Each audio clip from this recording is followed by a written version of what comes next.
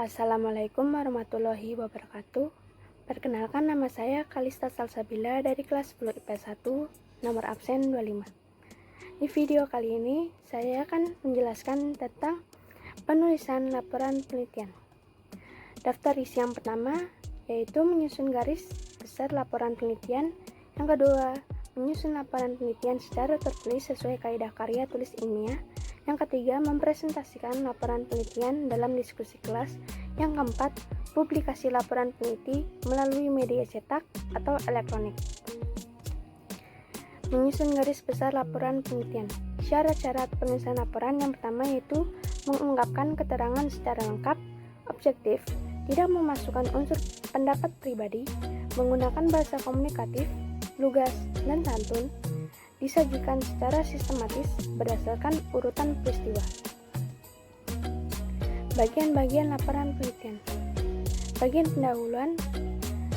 Yang pertama, halaman judul. Halaman judul harus jelas dan mempresentasikan substansi laporan penelitian. Kata pengantar berisi ulasan ringkas tentang topik penelitian. Daftar isi berisi daftar tiap bab dan subbab yang membantu pembaca menemukan pada halaman berapa konten tertentu tertulis. Abstrak, ulasan super ringkas yang berisi informasi tentang tema, rumusan masalah, metodologi, analisis data, temuan, dan simpulan. Isi laporan terdiri dari bab pendahuluan, tinjauan kepustakaan, metodologi penelitian, hasil penelitian dan pembahasan, kesimpulan dan saran. Bagian penutup terdiri dari rekomendasi. Jika ada seperti laporan program atau riset kebijakan, maka peneliti harus meringkas apa saja yang menjadi usulannya untuk disampaikan kepada pihak atau instansi yang dituju. Referensi meliputi seluruh dokumen yang relevan. Penulisan referensi berkaitan dengan transportasi riset. Lampiran. Lampiran yaitu dokumen diletakkan di bagian lampiran karena dianggap terlalu memakan tempat. Selanjutnya yaitu menyusun laporan penelitian secara tertulis sesuai kaidah karya tulis ilmiah. Terdiri dari bagian rancangan penelitian, pembahasan dan analisis hasil penelitian dan kesimpulan.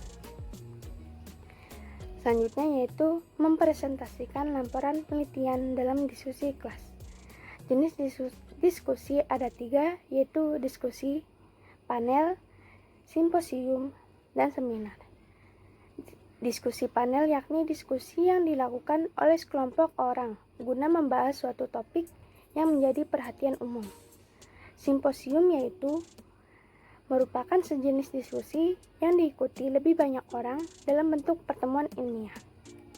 Seminar, yakni pertemuan ilmiah yang dilakukan oleh sekelompok orang atau berupa persidangan untuk membahas suatu duduk kasus di bawah pimpinan moderator. Pelaksanaan diskusi kelas. Yang pertama yaitu laporan penelitian atau pengamatan telah disiapkan dan dibentuk keringkasannya. Yang kedua, memilih wakil dari masing-masing kelompok. Yang ketiga, memilih anggota kelompok untuk menjadi moderator. Yang keempat, memilih beberapa orang dari kelompok lain. Dan yang terakhir, menunjuk seorang notulen. Hal-hal yang berkenaan dengan modal selama berlangsungnya diskusi antara lain mengikut sertakan seluruh siswa. Pembicara, pembahas, dan penanya dilarang terkesan bicara sendiri. Yang ketiga, peserta hendaknya mendengarkan dengan tertib.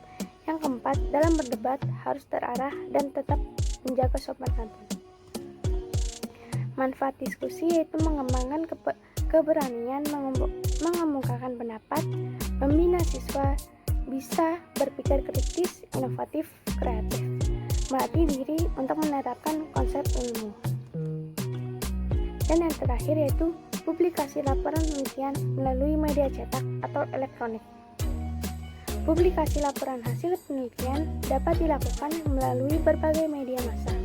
Media massa menurut Roger, Rimmer, dan Joseph mengacu pada berbagai media komunikasi yang secara bersamaan menjangkau banyak orang, termasuk koran, majalah, iklan luar, radio, TV, film, rekaman suara, buku, dan internet. Media menurut Helen Katz terdiri dari media cetak dan media elektronik. Media cetak mencakup buku, koran, majalah, dan iklan luar ruang.